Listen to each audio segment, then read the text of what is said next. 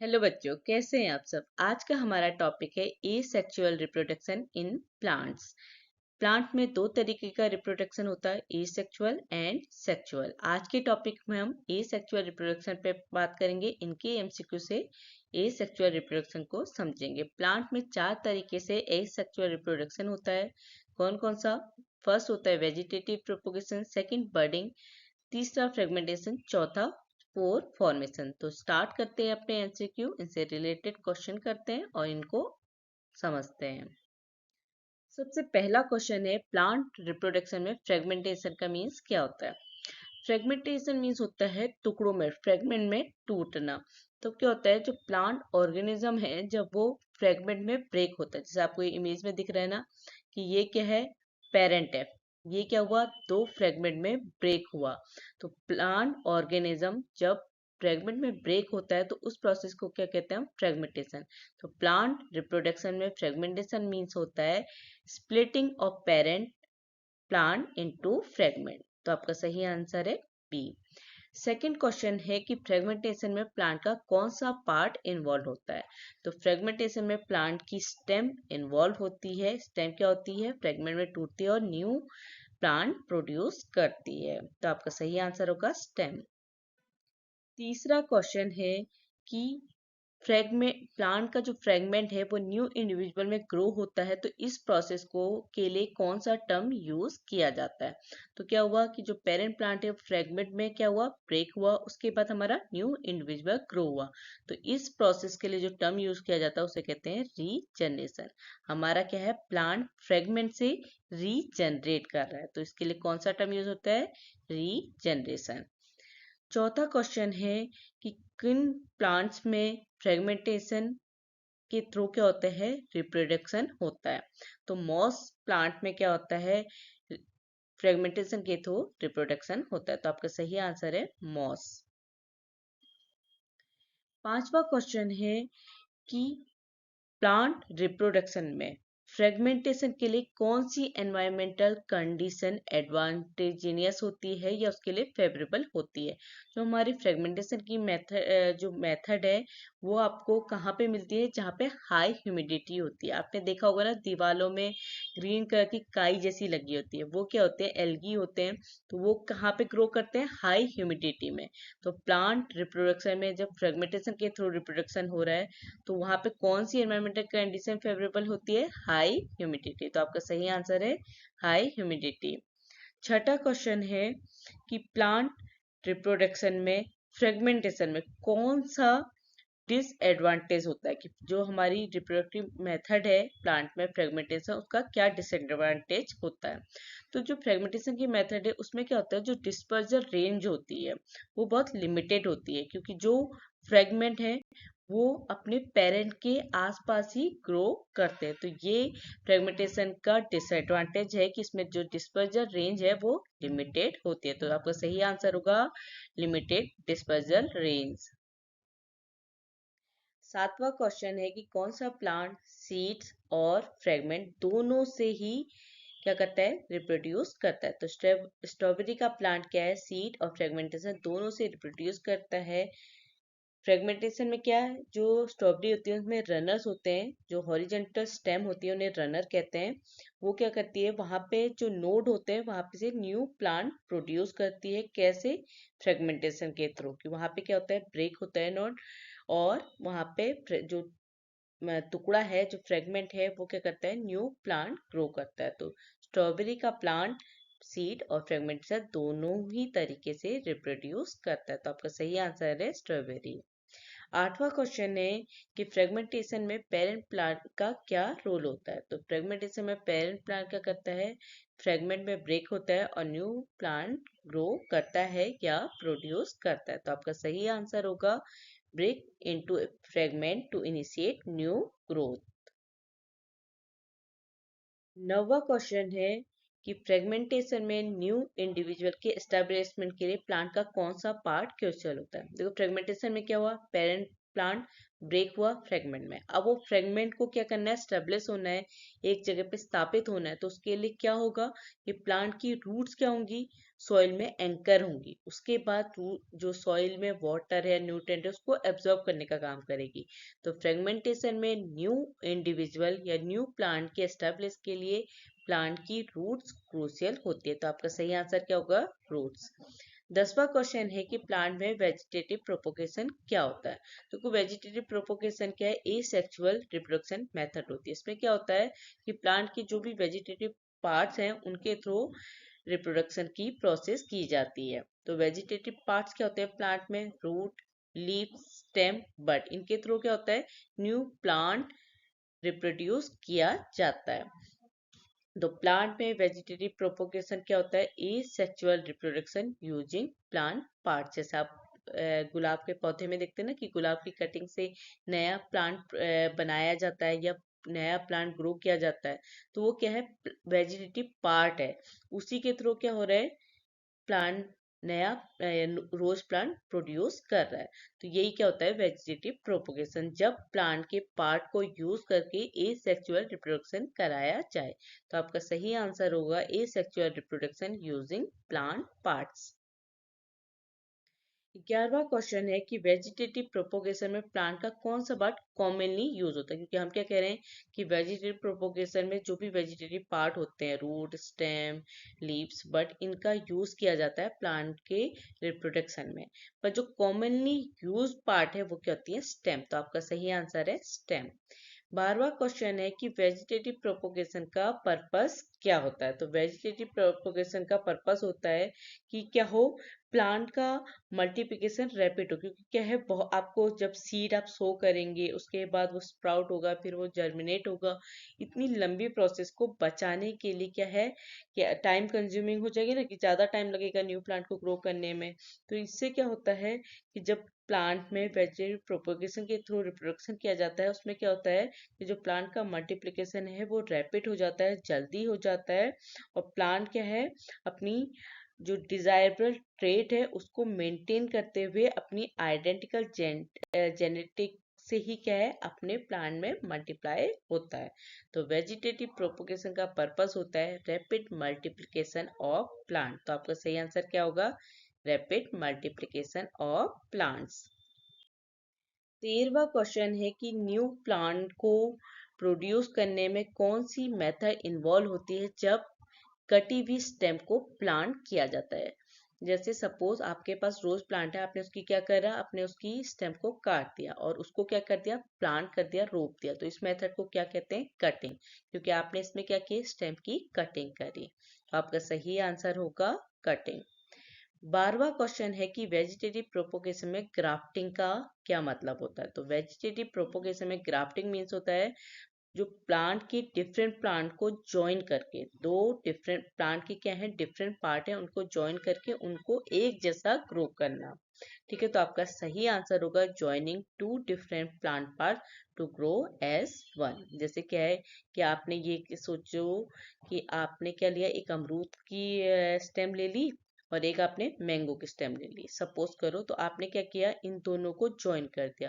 तो इसे क्या कहते हैं? ग्राफ्टिंग कहते हैं। और वेजिटेटिव प्रोपोगेशन में क्योंकि आपने क्या किया? प्लांट के वेजिटेटिव पार्ट को यूज करके उसकी ग्राफ्टिंग की। ठीक है, तो आपका सही आंसर क्या है? Joining two different plant part to grow as one. 15वां क्वेश्चन है कि वेजिटेटिव प्रोपोगेशन का नेचुरल एग्जाम्पल क्या होता है। क्योंकि वेजिटेटिव प्रोपोगेशन में क्या है कि आप क्या कर रहे हैं? वेजिटेटिव पार्ट को कट करके उसकी ग्राफ्टिंग करके क्या कर रहे हैं? न्यू प्लांट प्रोड्यूस कर रहे हैं। पर नेचुरली भी क्या है, बहुत सारे प्लांट वेजिटेटिव प्रोपोगेशन शो करते हैं। उसका एग्जाम्पल होता है रनर इन स्ट्रॉबेरी प्लांट। स्ट्रॉबेरी प्लांट में क्या होता है? रनर होते हैं। ये क्या होती है? हॉरिजेंटल स्टेम होती है जहाँ पे नोड होते हैं, वहां पे से क्या होता है? न्यू प्लांट ग्रो करता है। तो आपका क्या सही जवाब होगा? रनर इन स्ट्रॉबेरी प्लांट। तो नेचुरल वेजिटेटिव प्रोपोगेशन का एग्जांपल है स्ट्रॉबेरी प्लांट्स। 16वां क्वेश्चन है कि वेजिटेटिव प्रोपोगेशन में रूटिंग हार्मोन को यूज करने का पर्पस क्या होता है। तो वेजिटेटिव प्रोपोगेशन में रूटिंग हार्मोन को यूज क्यों करते हैं? जो रूट है उसके डेवलपमेंट को प्रमोट करने के लिए। क्योंकि देखो वेजिटेटिव प्रोपोगेशन में क्या है, सपोज आपने स्टेम कट करी, अब क्या है उस स्टेम में क्या आनी है, रूट्स आनी है, तभी तो आपका प्लांट ग्रो करेगा। क्योंकि जब तक रूट ग्रो नहीं होंगी तब तक एक तो प्लांट एंकर नहीं करेगा सॉइल में, दूसरा जो भी सॉइल में वाटर न्यूट्रिएंट है उसको एब्जॉर्ब नहीं करेगा। तो वेजिटेटिव प्रोपोगेशन में जो भी पार्ट आपने कट किया है उसमें अगर आप रूटिंग हार्मोन यूज करेंगे तो उससे रूट डेवलपमेंट प्रमोट होगा। तो आपका सही आंसर है प्रमोट रूट डेवलपमेंट। 17वां क्वेश्चन है कि मॉडिफाइड अंडरग्राउंड स्टेम को क्या कहते हैं जो फूड स्टोर करती है और नई सूट डेवलप करती है। तो मॉडिफाइड अंडरग्राउंड स्टेम को हम राइजोम कहते हैं। ये राइजोम में फूड स्टोर होते हैं और न्यू सेल प्रोड्यूस होती है या डेवलप होती है। इसका एग्जांपल क्या है, जैसे जिंजर, बेम्बो, इनमें क्या होता है कि राइजोम होते हैं, इन्हीं में फूड स्टोर होता है और न्यू सूट डेवलप होती है। तो आपका सही आंसर क्या है, राइजोम। 18वां क्वेश्चन है कि किस मेथड में स्मॉल एक प्लांट की स्मॉल बड को दूसरे प्लांट में अटैच किया जाता है। तो ग्राफ्टिंग में क्या होता है, तो different plant part, different plant को क्या किया जाता है, उन्हें अटैच किया जाता है और उनसे न्यू प्लांट ग्रो किया जाता है। तो आपका सही आंसर होगा ग्राफ्टिंग। 19वां क्वेश्चन है कि किस प्लांट में शक्कर के थ्रू प्रोपोगेशन होता है। तो बनाना प्लांट में शक्कर के थ्रू प्रोपोगेशन होता है। तो आपका सही आंसर है बनाना। 20वां क्वेश्चन है कि प्लांट में स्पोर फॉर्मेशन का प्राइमरी पर्पस क्या होता है। तो प्लांट में स्पोर फॉर्मेशन का प्राइमरी पर्पस ए सेक्सुअल रिप्रोडक्शन होता है। क्योंकि स्पोर फॉर्मेशन में बिना सीड के क्या होता है, न्यू प्लांट प्रोड्यूस होता है। और ये क्या है, रैपिड प्रोडक्शन है। इसमें क्या होता है कि न्यू यूट्रिशन बहुत जल्दी प्रोड्यूस होता है, क्योंकि यहाँ पे बिना फर्टिलाइजेशन की नीड के, ये क्या है कि पहले फर्टिलाइजेशन हुआ, फिर जाइगोट फॉर्म हुआ और उसके बाद न्यू इंडिविजुअल प्रोड्यूस हुआ। इतनी प्रोसेस के बजाय ए सेक्सुअल रिप्रोडक्शन में सीधे क्या हुआ, स्पोर फॉर्मेशन से न्यू प्लांट प्रोड्यूस किया। तो प्लांट्स में स्पोर फॉर्मेशन का प्राइमरी फंक्शन पर्पस ए सेक्सुअल रिप्रोडक्शन होता है। तो आपका सही आंसर है ए सेक्सुअल रिप्रोडक्शन। 21वां क्वेश्चन है कि प्लांट स्ट्रक्चर में कौन सा स्पोर प्रोड्यूसिंग के लिए रिस्पॉन्सिबल होता है। तो प्लांट स्ट्रक्चर के स्पोरोगोनियम स्पोर प्रोड्यूसिंग के लिए रिस्पॉन्सिबल होते हैं। स्पोरोगोनियम क्या होता है कि ये जो जब अनफेवरेबल कंडीशन है उस टाइम पे जो स्पोर होते हैं वो स्पोरोगोनियम में क्या होते हैं, स्टोर या प्रोटेक्ट रहते हैं। और जब फेवरेबल कंडीशन होती है उस टाइम पे स्पोर्स क्या होते हैं, फर्टिलाइज होके न्यू प्लांट प्रोड्यूस करते हैं। तो प्लांट स्ट्रक्चर में स्पोरोगोनियम स्पोर प्रोड्यूस के लिए रिस्पॉन्सिबल होते हैं। तो आपका सही आंसर है स्पोरोगोनियम। 22वां क्वेश्चन है कि प्लांट में स्पोर फॉर्मेशन की प्रोसेस के लिए कौन सा टर्म यूज किया जाता है। तो प्लांट्स में स्पोर फॉर्मेशन के लिए मियोसिस टर्म यूज किया जाता है। तो आपका सही आंसर है मियोसिस। 23वां क्वेश्चन है कि प्लांट की किस पार्ट में स्पोर मिलते हैं। तो प्लांट की लीव्स में स्पोर मिलते हैं। तो आपका सही आंसर है लीव्स। 24वां क्वेश्चन है प्लांट का कौन सा ग्रुप रिप्रोडक्शन के लिए स्पोर फॉर्मेशन पे डिपेंडेंट रहता है। तो ब्रायोफाइट्स क्या होते हैं, रिप्रोडक्शन के लिए स्पोर फॉर्मेशन पे डिपेंडेंट रहते हैं, जैसे मोसिस। तो आपका सही आंसर है ब्रायोफाइट्स। 25वां क्वेश्चन है कि स्पोर के थ्रू एसेक्सुअल रिप्रोडक्शन का एडवांटेज क्या होता है। तो प्लांट में अगर स्पोर के थ्रू एक सेक्सुअल रिप्रोडक्शन हो रहा है तो बिना सीड के जर्मिनेट और फर्टिलाइजर्स के बिना ही क्या हो जा रहा है, न्यू इंडिविजुअल प्रोड्यूस हो रहा है। तो एसेक्सुअल रिप्रोडक्शन स्पोर के थ्रू का एडवांटेज है रैपिड रिप्रोडक्शन, क्योंकि जो टाइम कंज्यूमिंग मेथड है फर्टिलाइजेशन, सीड जर्मिनेशन, उनके बिना ही क्या हो जा रहा है, न्यू प्लांट प्रोड्यूस हो जा रहा है। तो आपका सही आंसर है रैपिड रिप्रोडक्शन। 26वां क्वेश्चन है कि स्पोर फॉर्मेशन में स्पोरोगोनियम का फंक्शन क्या होता है। तो स्पोर फॉर्मेशन में स्पोरोगोनियम का फंक्शन है कि वो क्या करते हैं, जब अनफेवरेबल कंडीशन है उस टाइम पे स्पोर्स को प्रोटेक्ट करने का काम करते हैं। तो स्पोरोगोनियम का फंक्शन है प्रोटेक्शन ऑफ स्पोर्स। तो आपका सही आंसर है प्रोटेक्शन ऑफ स्पोर्स। 27वां क्वेश्चन है कि प्लांट में स्पोर फॉर्मेशन के लिए कौन से एनवायरमेंटल फैक्टर ट्रिगर करते हैं। तो स्पोर फॉर्मेशन के लिए हाई टेम्परेचर, लो लाइट इंटेंसिटी और मॉइस्चर, ये तीनों ही फैक्टर ट्रिगर करते हैं। तो आपका सही आंसर है ऑल ऑफ द अबव। 28वां क्वेश्चन है कि बडिंग प्रोसेस में प्लांट का कौन सा पार्ट इन्वॉल्व होता है। तो बडिंग प्रोसेस में प्लांट की स्टेम इन्वॉल्व होती है। तो आपका सही आंसर है स्टेम्स। 29वां क्वेश्चन है कि प्लांट में बडिंग का प्राइमरी पर्पस क्या होता है। तो प्लांट्स में क्या होता है कि जैसे आपको ये नीचे दिख रहा है ना, ये ई सेल, इसमें क्या होती है जो आउटग्रोथ होती है, इसे बड कहते हैं। ये क्या होती है अपने पेरेंट में ग्रो करती है और जब ये ग्रो होके क्या हो जाता है, एक न्यू बर्ड फॉर्म होता है। तो ये क्या है, पेरेंट से डिटैच होता है, अलग हो जाता है और एक न्यू इंडिविजुअल फॉर्म हो जाता है। कभी कभी चेन की, ये बर्ड की क्या होती है, चेन भी बन जाती है। तो ये क्या होता है, रैपिड प्रोडक्शन होता है न्यू ऑफस्प्रिंग का। तो प्लांट्स में बर्डिंग का प्राइमरी फंक्शन है एसेक्सुअल रिप्रोडक्शन, क्योंकि एसेक्सुअल रिप्रोडक्शन में बिना सीड के क्या हो रहा है, रिप्रोडक्शन हो रहा है। और एसेक्सुअल रिप्रोडक्शन रैपिड प्रोडक्शन या रैपिड रिप्रोडक्शन की मेथड होती है। तो प्लांट में बडिंग का प्राइमरी फंक्शन है एसेक्सुअल रिप्रोडक्शन। 30वां क्वेश्चन है कि प्लांट में जब बडिंग फॉर्म हो रही है तो उसके लिए कौन सा टर्म यूज किया जाता है। तो उसके लिए बर्ड वर्ड यूज किया जाता है। जब क्या है कि जो पेरेंट है, जैसे ई सेल है, उसमें क्या है, एक बर्ड डेवलप होता है। ठीक है, जो ये आउटग्रोथ है, जो ये स्ट्रक्चर फॉर्म हो रहा है पेरेंट में, वो क्या है, बर्ड। तो आपका सही आंसर है बर्ड। 31वां क्वेश्चन है कि जब बर्ड से क्या है, बर्डिंग में जब बर्ड से न्यू प्लांट फॉर्म हो रहा है तो उसमें क्या डेवलप होता है। जैसे क्या है कि हमारा ये पेरेंट है, जैसे ई सेल, इसमें क्या हुआ, बर्ड।